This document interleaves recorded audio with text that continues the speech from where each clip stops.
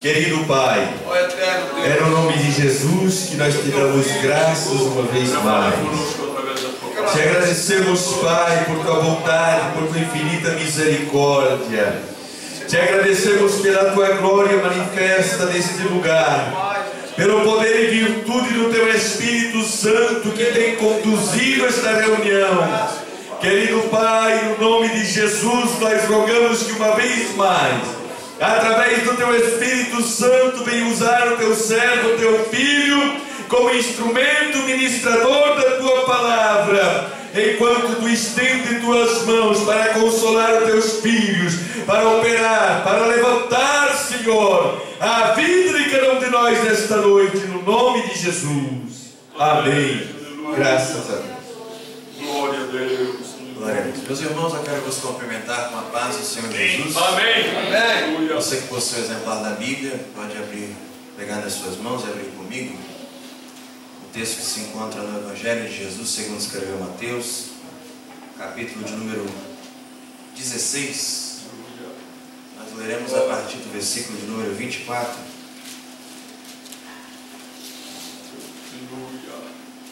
Glória a Deus. Evangelho de Jesus, segundo escreveu Mateus, capítulo 16, a partir do versículo 24, está inserida a referência bíblica para nós lermos e nos embasarmos para expormos a mensagem de Deus nesta oportunidade. Aleluia. Evangelho de Jesus, segundo escreveu Mateus, capítulo 16, versículo 24, se encontraram o texto, podem confirmar dizendo amém. Amém.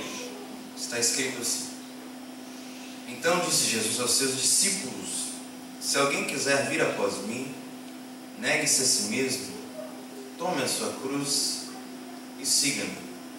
Porque quem quiser salvar a sua vida, perdê-la. E quem perder a vida por amor de mim, achá-la. Pois o que aproveita ao homem se ganhar o mundo inteiro e perder a sua alma? Ou o que dará ao homem em troca da sua alma? Eu vou repetir a parte A do versículo 26 uma vez mais. Pois o que aproveitará o homem se ganhar o mundo inteiro e perder a sua alma? Meu Deus. Pode fechar a Bíblia e se assentar. Glória a Deus. Meus irmãos, eu serei objetivo em minhas palavras, mas eu peço encarecidamente nesses minutos que eu farei uso da mensagem de Deus, que os irmãos possam ter a atenção, para que nós possamos sair daqui edificados, exortados e consolados pela orientação da palavra de Deus por meio da pregação do Evangelho. Nós fizemos menção de um texto da Bíblia onde Jesus está em uma região de Cesareia de Filipe. E ele começa a indagar, a perguntar aos seus discípulos qual era o conceito das pessoas à sua volta acerca dele.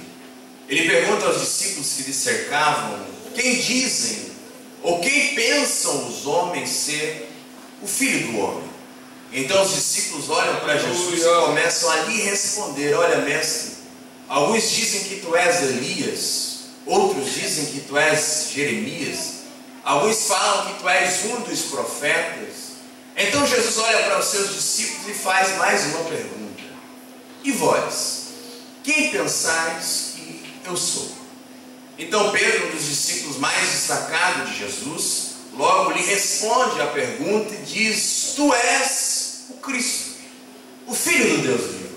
Então Jesus olha para Pedro e começa a proferir as seguintes palavras: Pedro, isso não foi carne nem sangue quem te revelou, mas foi meu Pai que está nos céus. Eis que tu és Pedro. Jesus compara Pedro com uma pedra pequena, e sobre esta pedra edificarei a minha igreja. A pedra simbolizava o próprio Cristo, e as portas do inferno não prevalecerão contra ela. Eu te darei as chaves do reino. Tudo o que ligares na terra será ligado no céu, tudo o que desligares na terra será desligado nos céus. Jesus começa a falar aos seus discípulos acerca da necessidade que tinha de padecer na cruz, e também começa a dizer aos discípulos que não contassem a ninguém que ele era o Cristo. Então Pedro, que havia sido inspirado pelo próprio Deus, então Pedro, que havia sido inspirado pelo Pai, agora olha para Jesus e começa a tentar ali aconselhar, a dizer para ele não fazer isso com ele mesmo, para Jesus não ir para a cruz, para Jesus não fazer tal dano consigo mesmo. Então mesmo Jesus, que havia elogiado a Pedro, dito a ele que o mesmo havia recebido a revelação do Pai, agora olha para Pedro e começa a dizer: para trás de mim, Satanás, porque tu só entende as coisas que são dos homens, tu não entende as coisas que são de Deus. E então Jesus prossegue com o texto, com as suas palavras, dizendo o seguinte: se alguém quiser vir após mim, negue-se a si mesmo, tome a sua cruz e me siga. Pois aquele que quiser salvar a sua vida, perderá a vida aqui. E quem perder a vida aqui por amor de mim, acha a vida eterna. Então, Jesus faz uma pergunta retórica: pois o que adianta o homem ganhar o mundo inteiro e perder a sua alma? Nós sabemos, se nós voltarmos no Evangelho de Mateus, isso também está registrado em Marcos e Lucas, que Jesus foi tentado pelo próprio diabo, quando mesmo esteve no deserto, conduzido pelo Espírito. E então tentado por 40 dias, porque Marcos e Lucas dão base para entendermos que a tentação de Jesus não foi reduzida apenas a um instante, mas foi uns 40 dias em que o mesmo esteve no deserto.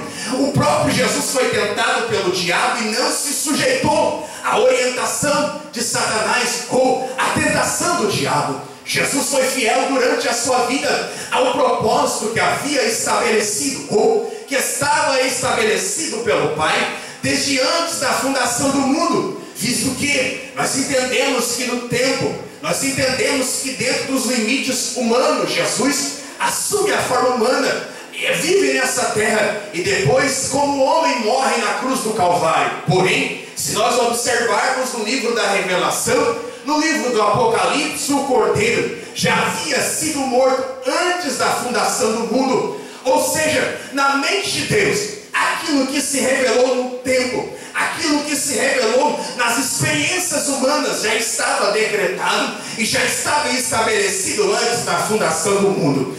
Então o diabo o tentou de todas as maneiras para o desvincular, para desassociá-lo, para tirá-lo daquilo que estava sendo decretado pelo Pai desde antes da fundação do mundo. Inclusive utilizou o próprio Pedro, discípulo de Jesus, que ainda não tinha habitação do Espírito Santo, visto que o Espírito Santo foi soprado sobre eles depois da ressurreição de Jesus.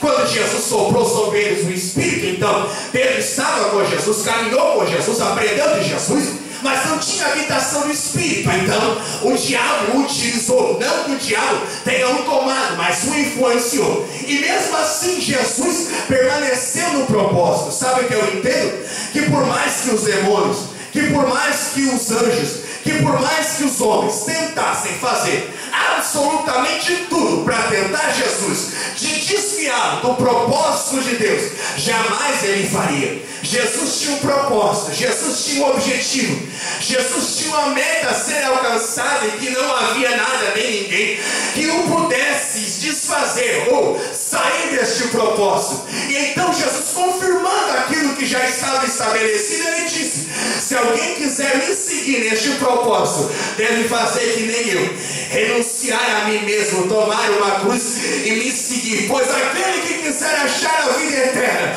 perde a vida aqui. Aquele que perder a vida aqui, por amor de mim, acha a vida eterna. Então ele pergunta: pois o que adianta o homem ganhar o mundo inteiro e perder a sua alma? Quando a Bíblia Sagrada, e eu me refiro ao Novo Testamento, vai falar acerca de mundo, nós podemos observar 3 tipos de mundo. O primeiro, o mundo feito pela natureza, enfim, pelas árvores, por aquilo que nos serve. Em segundo, o mundo feito do sistema, dos valores, dos conceitos, aonde a Bíblia Sagrada nos diz: não ameis o mundo, e nem no que no mundo há.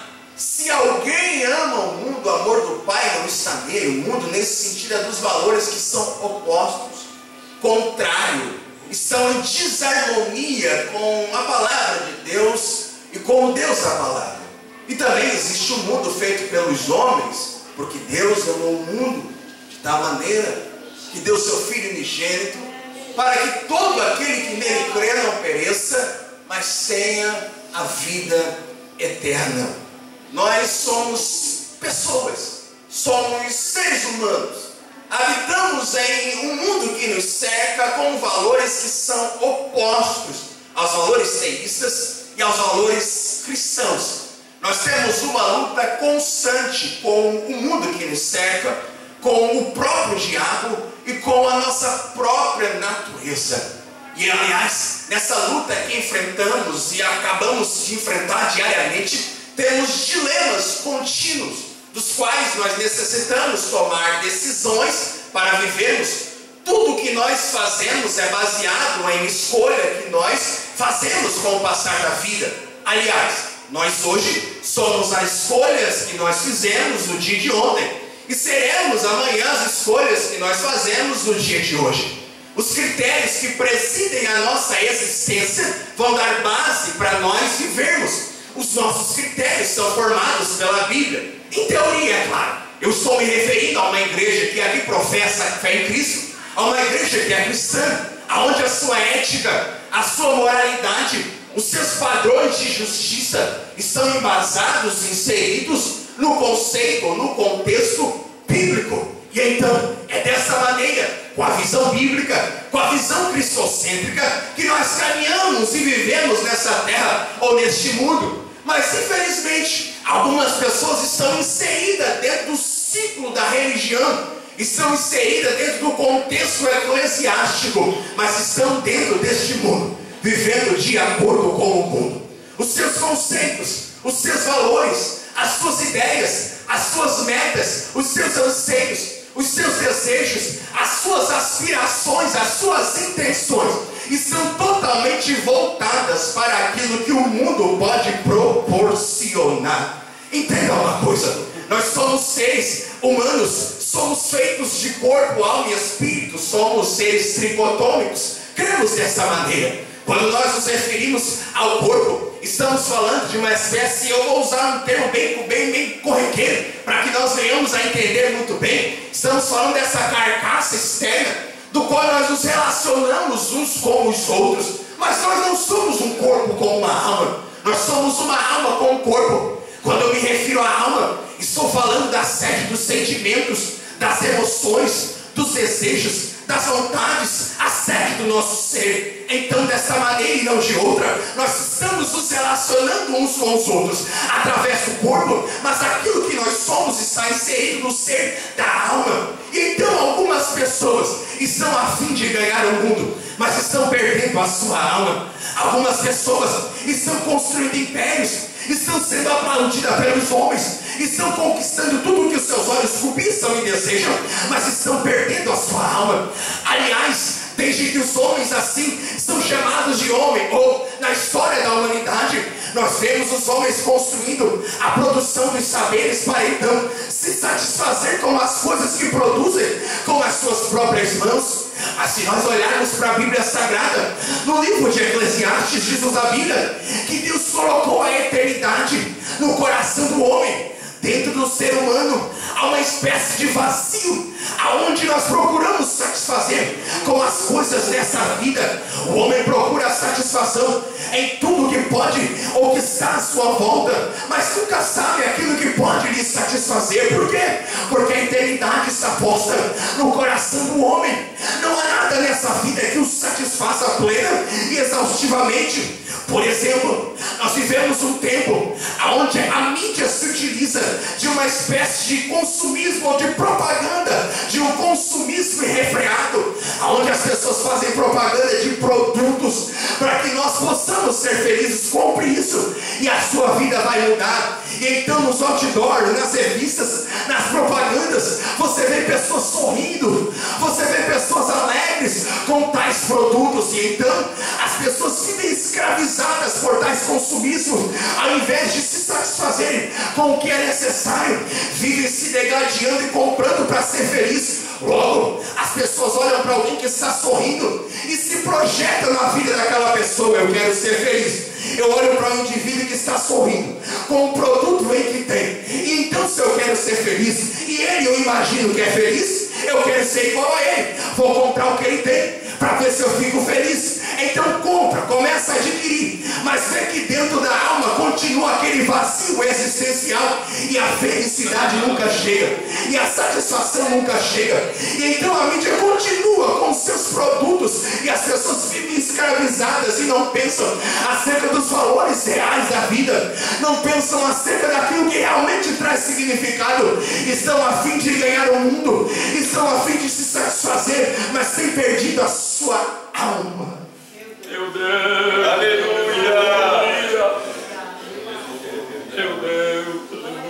Um teólogo antigo dos pais da igreja, por nome de Agostinho, ou Santo Agostinho, que foi um grande filósofo e procurou satisfação em tantas coisas nessa vida até se converter a Cristo com mais de 30 anos. Quando faz uma oração a Deus, ele diz o seguinte, depois de ter encontrado Deus: Tu nos criaste para ti.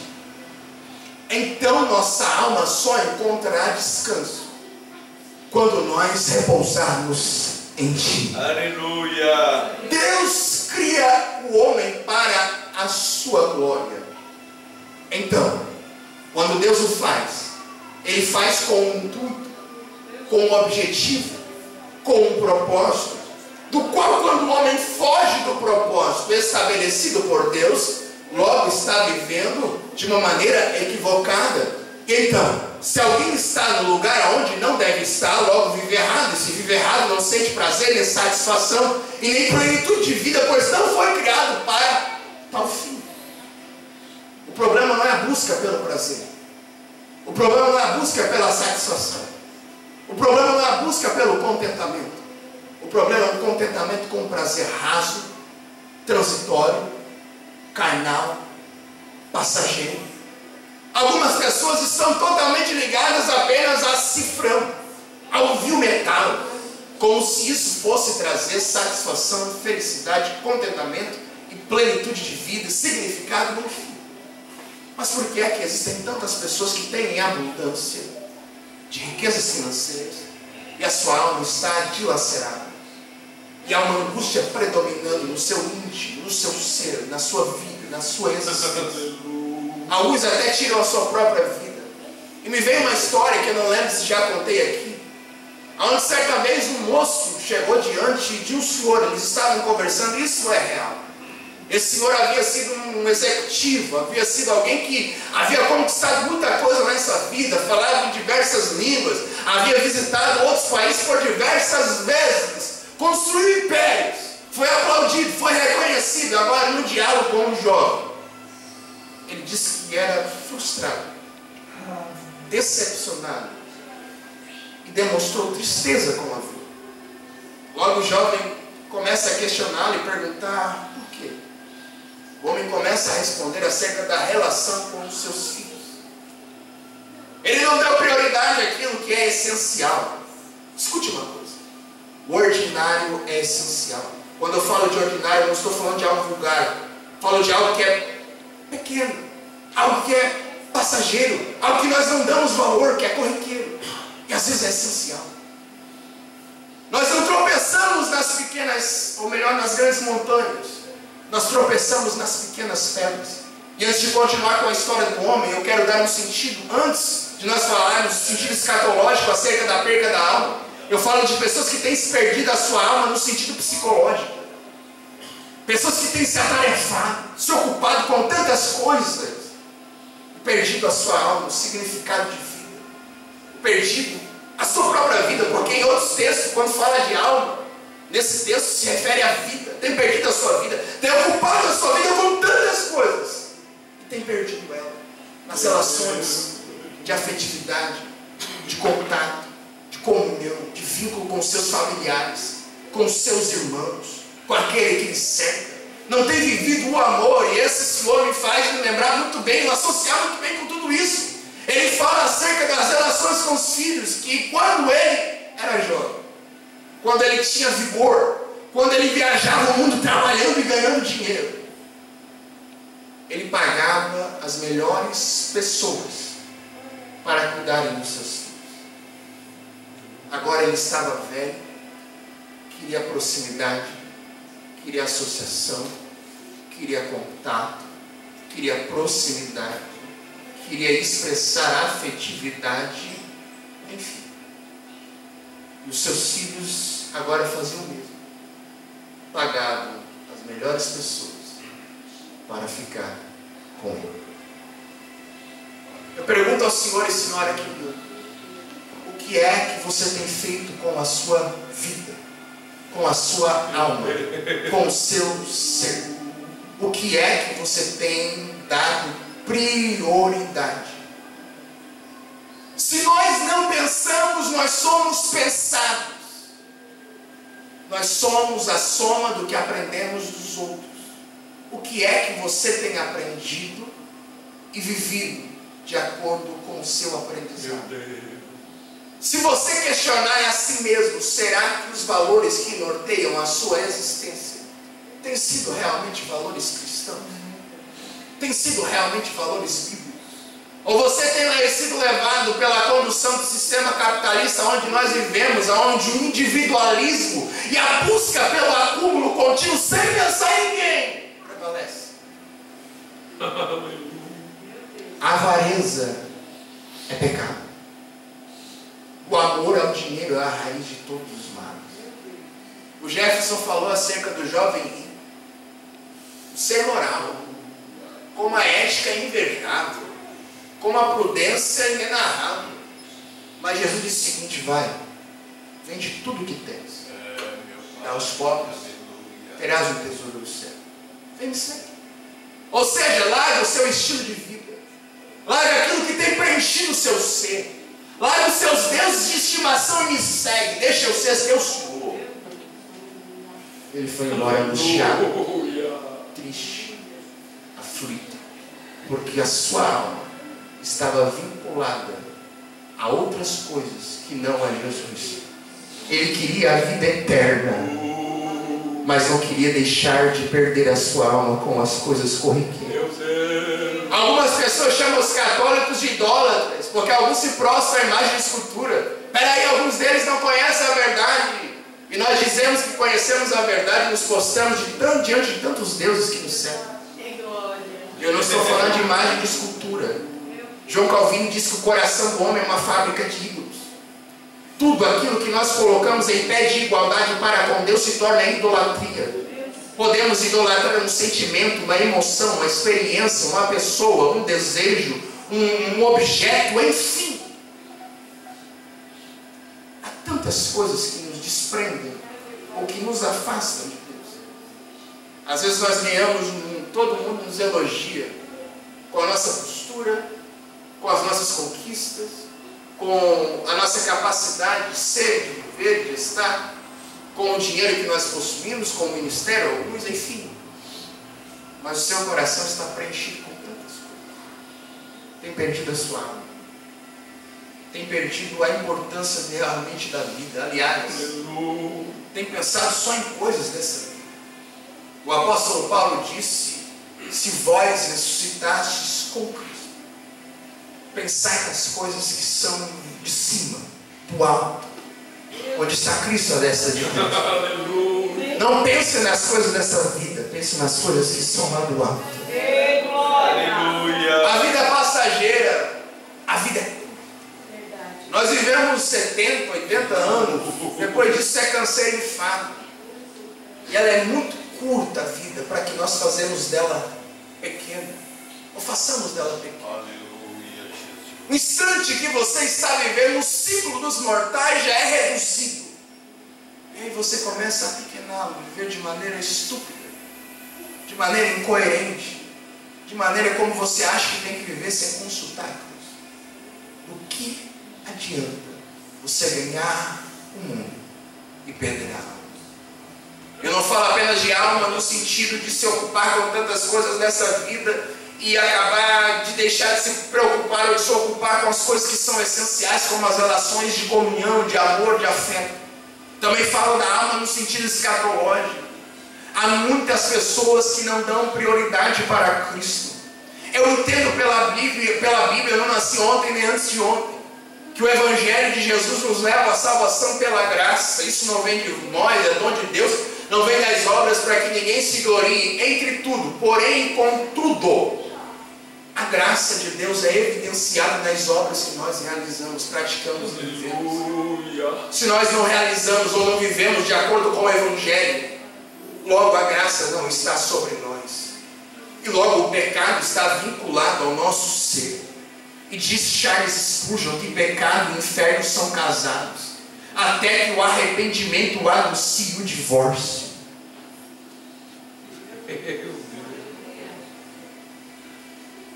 Ah, mas é um pecadinho.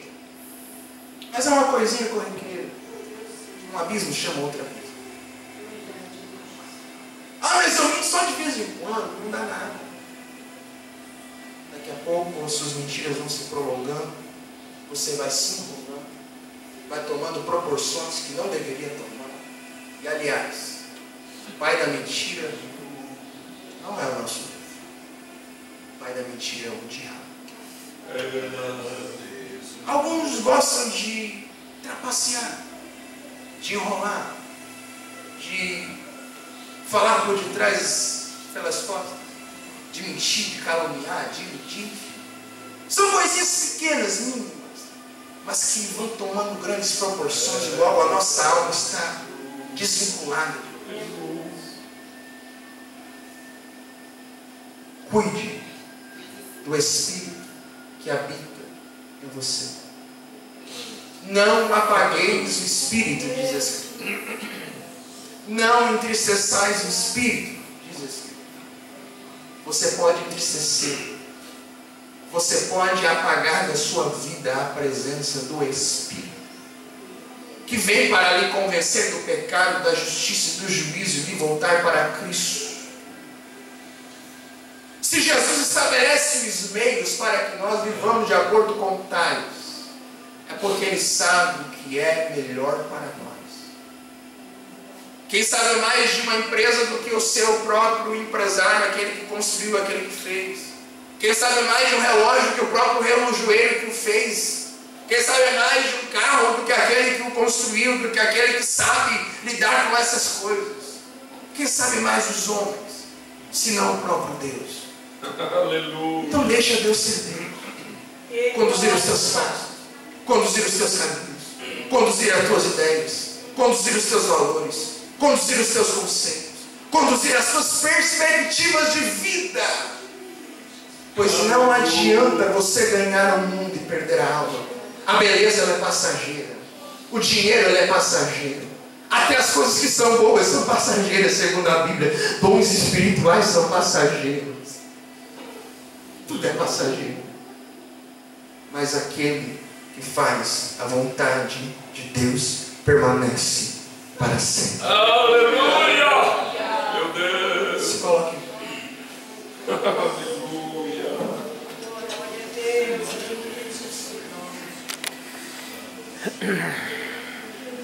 Sabe por que muitos dos sermões de Jesus, até mesmo das suas parábolas, são similares? São muito parecidas. Porque nós somos difíceis de aprender. Alguns aprendem e nunca chegam ao conhecimento da verdade. Alguns ouvem e, como a gente fala corriqueiramente, né? Entra por um ouvido e sai por outro. Mas Jesus é insistente, é assim, esse é o caminho, não é nele, esse é o caminho, não é nele, é dessa forma, desse jeito. Essa é a proposta, esse é o meu ensino, essa é a minha orientação. Essa é a minha vontade, ela é boa, perfeita e agradável. Se curve a ela, se sujeite a ela, seja orientado por ela. Mas nós somos teimosos. Nosso coração é inclinado ao mal e desesperadamente corrupto, segundo a Escritura.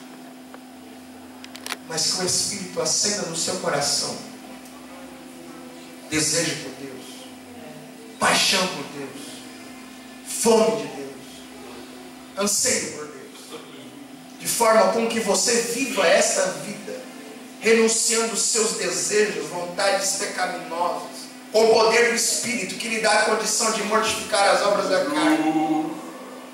Perca essa vida aqui, gaste a sua vida no Evangelho. Não precisa ganhar o mundo, ou se ganhar, se conquistar coisas, glorifica a Deus, mas renuncie aquilo que lhe afasta de Deus.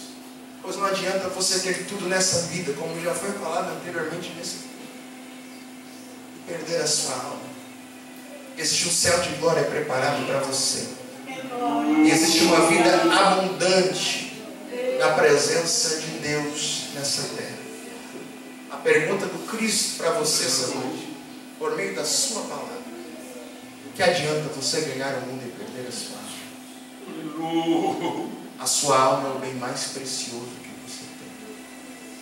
Então, vincule ela plenamente ao Deus Todo-Poderoso. Eu quero orar por você. Você que ouviu esta palavra,